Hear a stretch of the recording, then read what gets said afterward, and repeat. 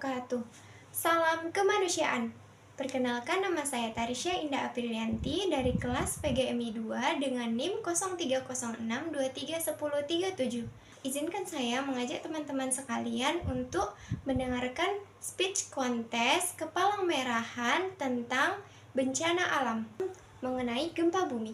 Gempa bumi adalah getaran atau guncangan yang terjadi di permukaan bumi akibat pelepasan energi secara tiba-tiba dari dalam bumi.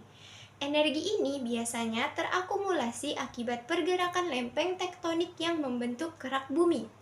Ketika tekanan yang terakumulasi terlalu besar, batuan di dalam bumi akan pecah dan melepaskan energi dalam bentuk gelombang seismik.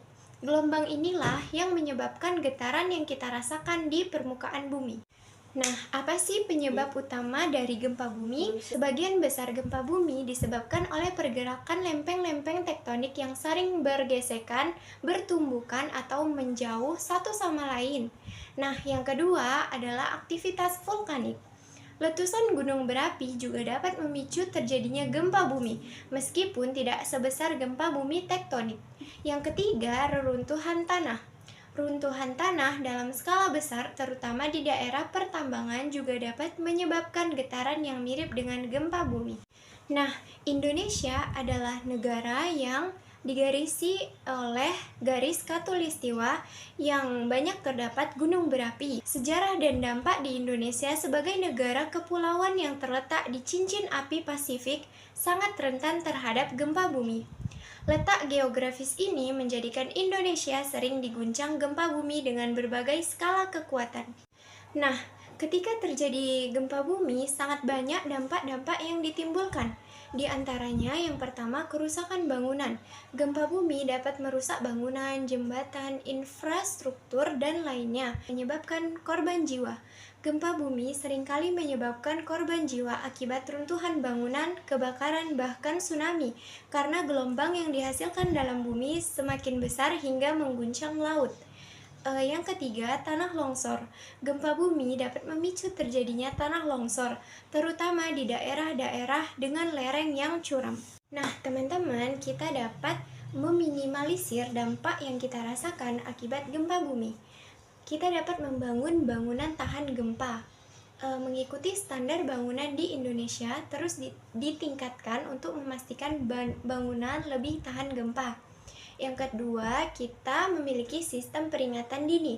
Sistem peringatan dini tsunami dan gempa bumi terus dikembangkan untuk memberikan waktu bagi masyarakat untuk evakuasi. Selanjutnya, kita dapat melakukan pendidikan dan sosialisasi beberapa kasus gempa bumi besar di Indonesia. Yang pertama, gempa bumi di Aceh pada tahun 2004. Gempa bumi ini berkekuatan 9,1 skala Richter. Ini menjadi salah satu gempa bumi terbesar dalam sejarah. Gempa ini memicu tsunami dahsyat yang menghancurkan wilayah Aceh dan negara-negara di sekitar Samudra Hindia. Nah, selanjutnya ada gempa bumi Yogyakarta pada tahun 2006. Gempa bumi ini berkekuatan 5,9 skala Richter yang mengguncang Yogyakarta dan sekitarnya, menyebabkan kerusakan parah pada bangunan, terutama di daerah padat penduduk. Nah, kasus selanjutnya yaitu gempa bumi dan tsunami Palu pada tahun 2018.